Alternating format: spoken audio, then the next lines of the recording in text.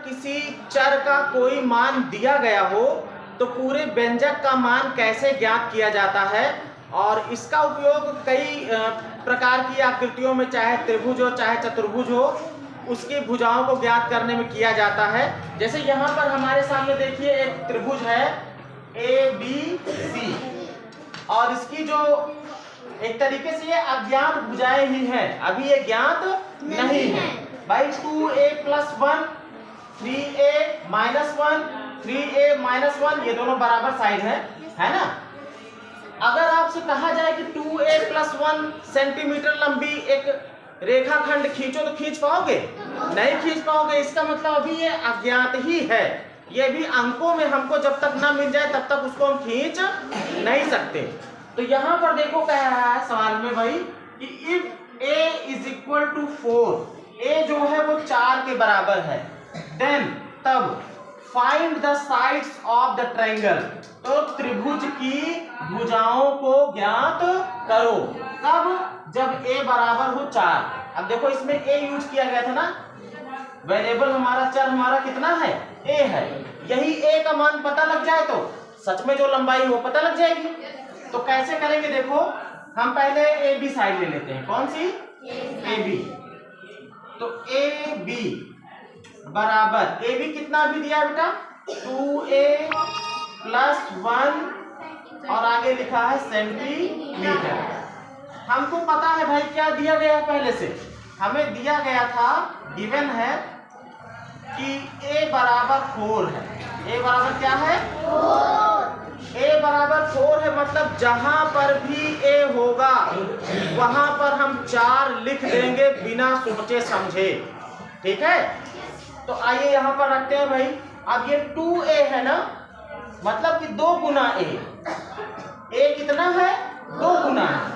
तो यहाँ पर 2 गुना का मतलब कि गुणे में है 2, और a कौन आ गया? a की जगह कितना आ जाएगा? 4। मतलब 4 का भी 2 गुना।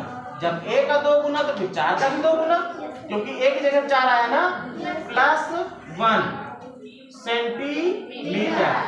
अब इसको हल कर लोगे बेटा, 4 दूनी 8 + 1 सेंटीमीटर।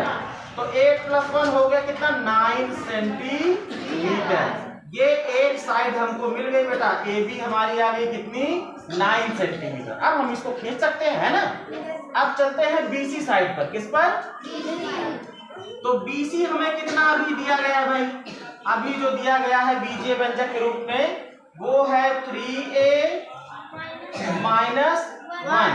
एक काम और कर सकते हो बेटा, दोनों सेम ही तो हैं, तो ऐसे भी लिख सकते हो। BC और AC दोनों को बराबर में लिख दो, मतलब दोनों इकट्ठे ही पता लग जाएंगे। BC और AC इकट्ठा निकलेगा। ये सेंटीमीटर में है। अब हम क्या करेंगे, जहां पर A है वहां पे कितना रखेंगे? 4। जब A 3 गुना है तो जो 4 है तुम्हारा वो भी क्या हो जाएगा? 3 गुना हो जाएगा। तो यहाँ पे हो जाएगा 3 × 4 - 1 सेंटीमीटर। तो ये 4 तिया 12 - 1 सेंटीमीटर। 12 में से 1 निकल जाए, कितना बचेगा भाई? 11 सेंटीमीटर। ये आ चुका है दोनों भुजाएं, क्योंकि दोनों बराबर थी। तो AC भी हमें मिल गई है और BC भी मिल गई है, और AB तो हमने पहले ही पता कर लिया था। तो तीनों भुजाएं हमको मिल चुकी हैं। 9 है, 11 है और दूसरी भी 11 है। इस तरीके से किसी भी चर का मान आप रख करके पूरे बीजीय व्यंजक का मान पता कर सकते हो। यहाँ पर देखिए एक सवाल है आपके सामने कि इफ x = 4 एंड y = 3, अगर x बराबर 4 है और y बराबर 3 है, इस x बराबर 4 और y बराबर 3 का मतलब ये होता है कि जहां पर x होगा वहां पर आप 4 रख सकते हो। y बराबर 3 का मतलब ये हो गया जहां भी y होगा वहां पर आप 3 रख सकते हो। बात समझे? फिर कह रहा then find sides of rectangle. आपके सामने एक रेक्टेंगल बना हुआ है और इसकी 2 साइड्स आपको दी गई हैं, लेकिन वो एक बीजीय व्यंजक के रूप में दी गई है, कोई अंक नहीं दिया गया है। भाई मान लीजिए ये ABCD हमारा एक रेक्टेंगल है, ABCD, इसमें ये लंबाई हो गई और ये चौड़ाई हो गई। तो लंबाई दी गई कितनी 2x + y, ये एक बीजीय व्यंजक है, कोई अंक तो है नहीं। अगर मैं आपसे कहूं कि इतनी नाप का कोई एक रेखाखंड खींचो तो खींच पाओगे? भाई यहाँ पे कुछ 4, 5, 10, 15 ऐसे लिखा होता तो हम पटरी से या फीता से नाप के हम खींच लेते। यहाँ तो लिखा हुआ 2x + y, तो इसको आप खींच पाओगे? नहीं खींच पाओगे। चौड़ाई में भी देखो लिखा है 3x - y सेंटीमीटर। अब ये कितना सेंटीमीटर है नहीं पता है जब तक आप x और y का मान इसमें नहीं रखोगे। जब x और y का मान रखोगे तो ये अंकों में आ जाएगा, फिगर्स में आ जाएगा, ठीक है। तो इसकी लंबाई और चौड़ाई हमको पता लग जाएगी एग्जैक्ट। तो कैसे करेंगे देखो, इसको यहां पर हल कर रहे हैं सॉल्यूशन। हमें दिया गया है, क्या दिया गया है, तो यहां लिख देंगे गिवन। गिवन मतलब दिया गया है। और क्या दिया गया है, दिया है हमें कि x बराबर है 4, x की जगह पे हम 4 रख देंगे और y की जगह पे क्या रख देंगे, 3 रख देंगे। अब हम आते हैं लंबाई ज्ञात करने के लिए। लंबाई कितनी है, अभी जो लंबाई हमारे सामने है वो दी गई है 2x + y, यही तो है ना, देखो। Yes sir. और आगे लिखा है कहाँ है, सेंटीमीटर, cm मतलब सेंटीमीटर।